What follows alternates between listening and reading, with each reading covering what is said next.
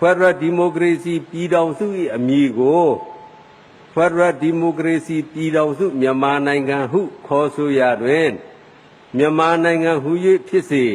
ဗမာနိုင်ငံဟူ၍ဖြစ်စေအင်္ဂလိပ်ဘာသာစကားဖြင့်ဘာမာသို့မဟုတ်မြန်မာဟူ၍ဖြစ်စေသုံးနှုန်းခေါ်တွင်ခြင်းသည်ပြည်ထောင်စုနိုင်ငံအတွင်းနေထိုင်လာခဲ့ကြသည့်တိုင်းသားလူမျိုးများနှင့်လူမျိုးတစ်မျိုးဖြစ်သည့်ဗမာအမျိုးသားများကိုသာရည်ညွှန်းနေပါသည်ဗမာနဲ့မြန်မာဆိုတဲ့ဟာကတော့အတူတူပဲဆိုတာအားလုံးလည်းသိကြပါတယ်မြန်မာဆိုတာဟိုးအရင်ကသုံးနှုန်းတဲ့ဝေါ်ဟာရဖြစ်ပြီးတော့ဗမာဆိုတာဒီနောက်ပိုင်းမှာသုံးနှုန်းတဲ့ဝေါ်ဟာရဖြစ်ပါတယ်တို့ဖြစ်ပါ၍စစ်မှန်သော Federal Democracy ပြည်ထောင်စုတည်ဆောက်ရာတွင်နိုင်ငံအတွင်းရှိတိုင်းသားလူမျိုးများအားလုံး၏တန်းတူညီမျှမှုကိုဖော်ဆောင်နိုင်ရန်ထိုတိုင်းသားလူမျိုးများအားလုံးကိုကိုးစားပြုနိုင်မည်အမည်နာမအသစ်တစ်ခုကိုဆွေးနွေးသတ်မှတ်သင့်ပါတယ်